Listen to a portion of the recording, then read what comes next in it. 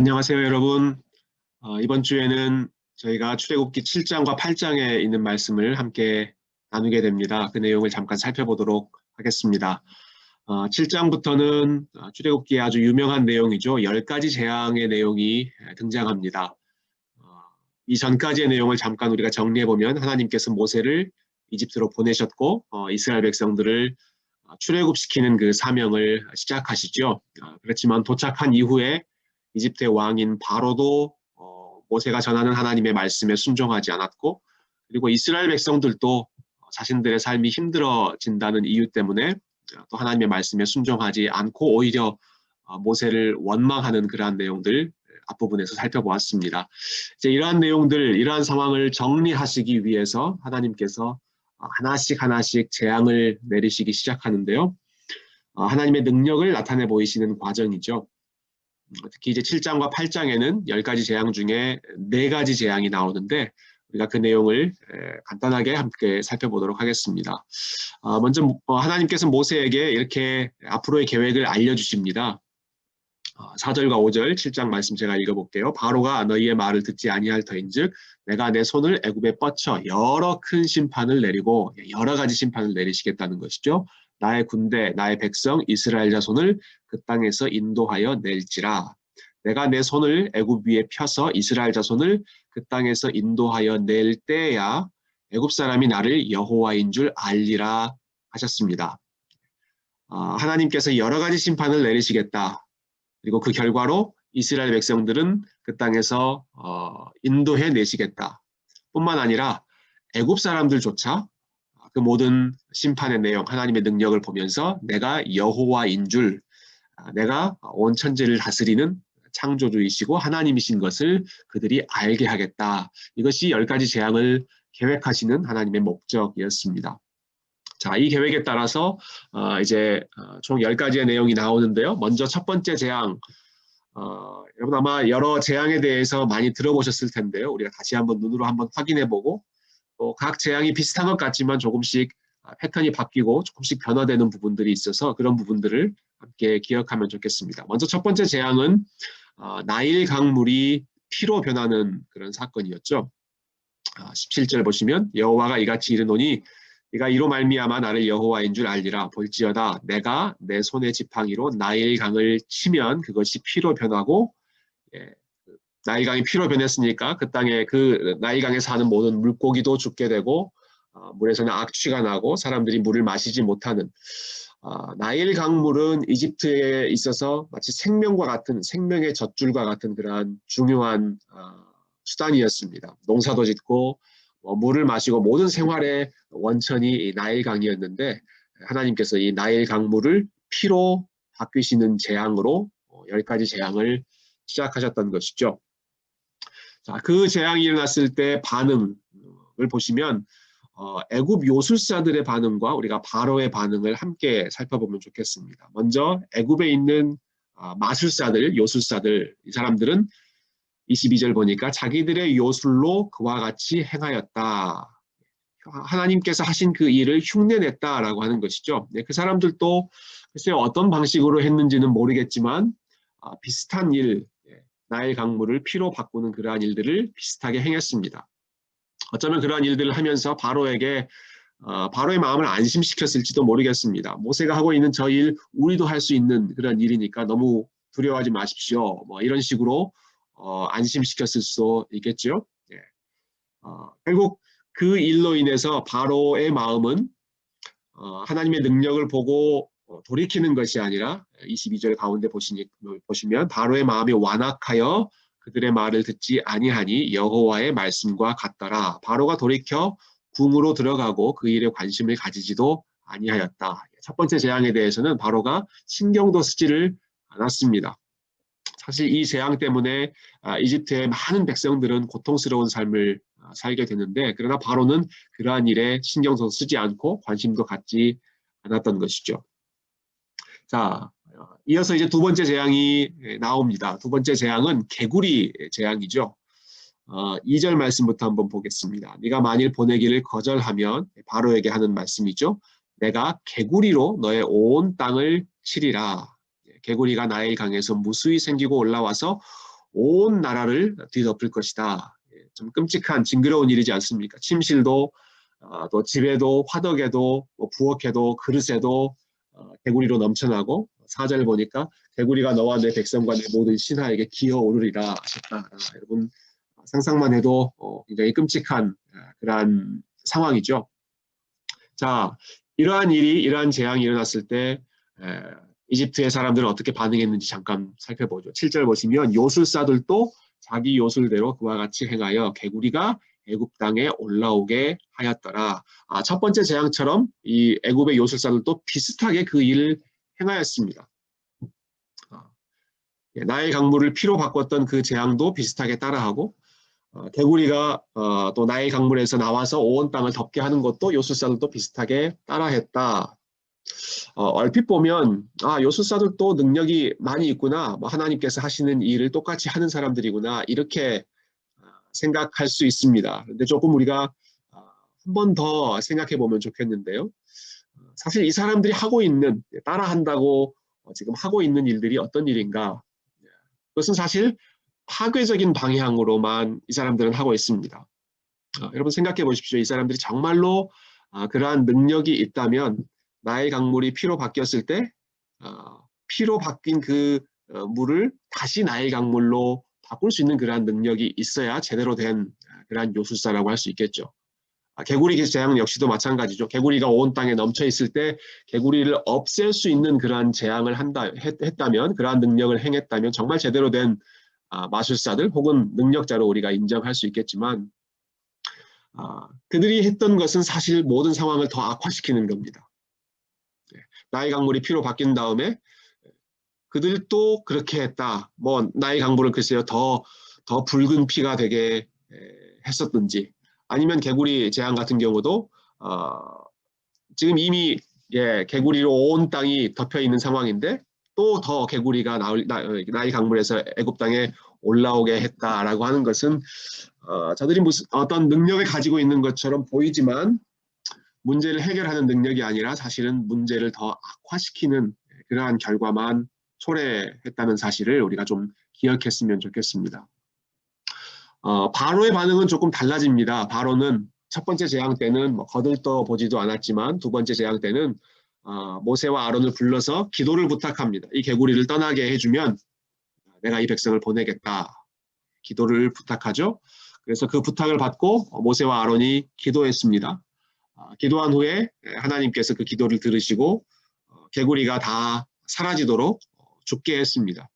물론 그 개구리를 쌓고 그 시체가 있었기 때문에 땅에서 썩는 냄새가 났죠. 자, 그런데 그 모든 과정이 일단락된 후에 바로의 반응은 15절에 나오는 것과 같습니다. 그러나 바로가 숨을 쉴 수 있게 됨을 보았을 때, 숨 쉴 정도로 회복이 되었을 때 그의 마음을 완강하게 하여 그들의 말을 듣지 아니하였으니 여호와께서 말씀하신 것과 같더라. 다시 바로가 원래의 마음으로 돌아간 것이죠. 이 문제 해결해주면 내보내겠다 약속했지만 그 문제가 해결된 다음에 바로는 다시 똑같이 이전처럼 아주 완강한 마음을 먹었습니다. 세 번째 재앙이 이어집니다. 세 번째 재앙은 이 재앙이죠. 자, 17절 한번 보시겠어요? 그들이 그대로 행할세 아론이 지팡이를 잡고 손을 들어 땅에 티끌을 치매, 땅에 있는 먼지들을 이렇게 때렸을 때 애굽 온 땅의 티끌이 다 이가 되어 사람과 가축에게 오르니. 여러분 이것도 한번 상상해 보십시오. 온 땅이 흙으로 다 덮어 있지 않습니까? 근데 그 흙들이 다 티끌들이 다 이 벌레로 바뀌어서 사람과 가축에게 오르내리고 있는 이 상황도 얼마나 끔찍한 상황인지 모르겠습니다. 자, 이렇게 고통스러운 상황에서 요술사들이 했던 일 18절에 나오죠. 요술사들도 자기 요술로 그같이 행하여 일을 생기게 하려 하였으나 흉내 내보려고 했지만 결국 하지 못하였고 이가 사람과 가축에게 생겼다. 앞에 두 가지 재앙과는 조금 다른 방향으로 진행이 되죠. 앞에 두 개는 그래도 흉내라도 내볼 수 있었지만 세 번째 재앙부터는 요술사들이 흉내도 내지 못했습니다. 그래서 그들이 하나님의 능력을 인정합니다. 19절 보시면 요술사가 바로에게 말하되 이는 하나님의 권능이니이다. 이것은 하나님께서 하시는 일입니다. 이거 우리가 거역하면 안 됩니다. 라는 취지였겠죠. 그러나 바로의 마음이 완악하게 되어 그들의 말을 듣지 아니하였으니 여호와의 말씀과 같더라. 자, 이제 세 번째 재앙이 끝나고 네 번째 재앙, 오늘 본문의 마지막 부분 잠깐 보죠. 네 번째 재앙은 파리 재앙이었습니다. 파리 재앙. 21절 읽어볼게요. 네가 만일 내 백성을 보내지 아니하면 내가 너와 내 신하와 내 백성과 내 집들의 파리떼를 보내리니 애굽 사람의 집집에 파리떼가 가득할 것이며 그들이 사는 땅에도 그러하리라. 예, 이집트 사람들이 사는 모든 집에 파리떼가 가득할 것이다. 상상만 해도 역시 끔찍한 일이죠. 근데 놀라운 것은 하나님께서 이 네 번째 재앙부터는 이집트 사람들의 사는 영역과 이스라엘 백성들이 사는 영역을 구별하시기 시작하십니다. 22절 하나님이 이렇게 말씀하시죠. 그날에 나는 내 백성이 거주하는 고센 땅을 구별하여 그곳에는 파리가 없게 하리니 이로 말미암아 이 땅에서 내가 여호와인 줄을 네가 알게 될 것이라. 여러분 이 상상이 가능하십니까? 파리들이 이집트 사람들이 사는 집, 그들이 사는 지역에만 돌아다니고 이스라엘 백성들이 살고 있는 고센이라고 하는 땅은 파리들이 오지 않습니다. 어떻게 가능할까요? 파리들이 참 이거 말로 참 설명하기가 어려운 그런 상황이죠. 날아다니다가 고센 땅만 가면 더 이상 가지 않고 이집트 땅에만 계속 머물러 있는 이 상황. 근데 하나님께서 이러한 방식을 통해서 내가 하나님이라고 하는 사실, 내가 여호와라는 사실을 너희에게 알릴 것이고 그리고 나의 백성과 이집트 백성을 내가 구별하여 내 백성들을 보호하고 사랑한다는 사실을 알리겠다. 이렇게 말씀하시고 그렇게 행하신 것이죠. 역시 바로는 이 상황에서 모세에게 먼저 기도를 부탁하고 이 문제를 해결해 달라고 부탁합니다. 그래서 30절 보시면 모세가 바로의 요청대로 떠나 나와서 여호와께 간구하니 여호와께서 모세의 말대로 하시니 그 파리떼가 바로와 그의 신하와 그의 백성에게서 떠나니 하나도 남지 아니하였더라. 깨끗하게 정리해 주셨죠. 그러나 바로는 어떻게 합니까? 이때에도 그의 마음을 완강하게 하여 그 백성을 보내지 아니하였더라. 오늘 저희가 한 네 가지의 재앙만 잠깐 살펴보았는데요. 다음 시간 때 나머지 재앙들을 살펴보겠습니다만은 이 재앙들이 가지고 있는 특징들 또 의미들을 잠깐 살펴보면 좋겠습니다. 재앙이 계속 반복되죠. 거듭되는데 뒤로 가면 갈수록 그 재앙의 강도가 강력해집니다. 나일강이 피로 바뀌었던 것, 또 개구리 재앙, 이 두 가지 재앙 정도는 이집트의 요술사들도 따라했던 흉내냈던 그러한 재앙이지만 세 번째 재앙부터는 이집트 사람들이 흉내내지 못했죠. 그들조차도 이것은 하나님의 권능입니다 라고 인정했을 정도로 강력한 재앙이었고요. 또 네 번째 재앙부터는 어떠한 특징이 있었습니까? 이집트 사람들은 그 재앙으로 인해서 괴로움을 당하지만 이스라엘 사람들은 하나님께서 파리들이 오지 않도록 그 경계를 보호해 주시는 그러한 구별됨의 특징이 네 번째 재앙부터는 나타납니다. 그러니까 모든 재앙들이 똑같은 재앙이 아니라 점점 강력해지고 그리고 이스라엘 백성들을 보호하는 방향으로 이 재앙의 방향이 진행되고 있다는 사실을 기억하면 좋겠습니다. 이러한 재앙들을 통해서 하나님은 하나님께서 온 천지를 다스리고 주관하신다는 사실을 분명하게 선포하셨죠. 나일 강물도 이집트 백성들이 신처럼 섬기던 나일 강물도 하나님의 다스림을 받고 개구리, 땅의 티끌, 심지어는 파리조차도 하나님의 다스림을 받고 하나님께서 가라고 하시는 곳에는 그대로 있고 막으시는 이집트 땅에는 오지 않고 얼마나 그 하나님의 말씀에 순종을 잘하는 그래서 참 재밌는 상황이죠. 파리조차도 하나님의 말씀에 순종하는 그러한 모습이 이 재앙을 통해서 드러나고 있습니다. 이렇게 하심으로써 한편으로는 이집트 사람들에게 하나님이 어떤 분이신지 얼마나 능력이 많으신지 하는 것을 선포하셨고요. 이것을 일종의 논쟁적인 목적, 영어로는 polemical purpose라고도 신학자들이 부르는데요. 즉 이집트의 신들과 다른 하나님의 능력, 대결하시는 그러한 모습을 보여주신 측면이 있습니다. 반면에 이스라엘 백성들에게는 일종의 교육적인 효과가 이러한 재앙을 통해서 나타납니다. 사실 지금 이스라엘 백성들도 똑같이 하나님이 어떤 분이신지를 알지 못하는 상황입니다. 오랫동안 400년 넘는 시간 동안 이집트에서 살아가면서 그들의 생각 속에도 하나님보다는 이집트의 신들이 훨씬 더 큰 자리를 차지하고 있는 것이 이스라엘 백성들의 상황이죠. 그런데 하나님께서 이 재앙들을 하나씩 하나씩 펼쳐 보이심으로써 이스라엘 백성들에게도 하나님이 어떤 분이신지를 가르치시고 교육하시는 효과가 있었습니다.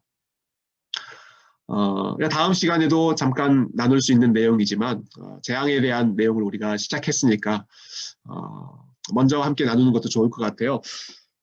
왜 하나님께서 이렇게 재앙을 많이 행하셨을까? 여러분 생각해 보면 이스라엘 백성들을 가르치고 교육하시기 위해서였습니다. 여러분 그 교육의 효과가 마지막 10번째 재앙에서 이제 드러나게 되죠. 10번째 재앙은 미리 예고편으로 말씀드리면 그 땅에 있는 모든 첫째 아들이 다 죽게 되는 그런 재앙이지 않습니까? 그때 그런데 한번 이렇게 가정해 보시죠. 이스라엘 백성들이 하나님이 어떤 분이신지를 알지 못했다면, 교육받지 못했다면 그들 역시도 똑같이 모세가 그 마지막 재앙을 경고했을 때 그들도 순종하지 않고 아마 이집트 사람들과 똑같은 운명을 맞이해야 했을지도 모릅니다. 즉 마지막 순간에 참 결정적인 재앙이 나타나기 전까지 하나님께서 차근차근 하나님이 어떤 분이신지를 알려주시고 또 네 번째 재앙부터는 이스라엘과 이집트를 구별해 주시는 그러한 일들을 또 보여주시면서 하나님이 살아계시는 분이시구나. 또 하나님이 우리를 보호하시는 분이시구나. 우리가 참 신처럼 생각했던 그러한 이집트의 신들이 아니라 하나님만이 참된 신이시구나 하는 것을 이스라엘 백성들이 하나씩 하나씩 배우는 것이죠. 그러면서 순종하는 것도 배우고 마지막에 10번째 재앙을 딱 말씀하셨을 때 그 순간에 하나님을 두려워하는 마음으로 또 6월절 그 제사를 준비하는 그러한 순종의 열매가 이 모든 재앙을 통해서 나타났다라고 하는 사실, 그러한 교육적인 효과도 우리가 생각해 보면 좋겠습니다. 그러나 바로는 끝까지 반항하는 모습을 나타나죠. 처음에 잠깐 하나님께로 돌아가는 것처럼 보이지만 그러나 상황이 개선되면 언제 그랬냐는 듯이 다시 이전의 모습으로 돌아가는 바로의 안타까운 모습은 또 우리가 이 재앙을 통해서 기억해야 할 또 반면 교사로 함께 삼았으면 좋겠습니다. 하나님의 백성들은 계속 하나님을 배워가지만 하나님의 백성이 아닌 사람은 오히려 그 재앙을 보면 볼수록 또 하나님의 능력을 보면 볼수록 그 마음이 완고해지고 있다는 사실이 참 안타까운 사실입니다. 여러분 이 10가지 재앙 우리가 오늘 4가지만 살펴보았지만요. 이 재앙의 내용을 보면서 우리가 하나님의 능력을 기억하고 하나님의 섭리와 하나님의 다스리심을 기억하고 그러나 그 하나님의 능력이 우리를 향한 우리를 보호하시고 우리를 구원하시기 위한 능력이라고 하는 사실을 말씀들을 통해서 다시 한번 기억하고 하나님께서 저와 여러분의 삶에 전능하신 능력으로 늘 함께 해주시기를 함께 소망하는 귀한 시간 되었으면 좋겠습니다. 감사합니다.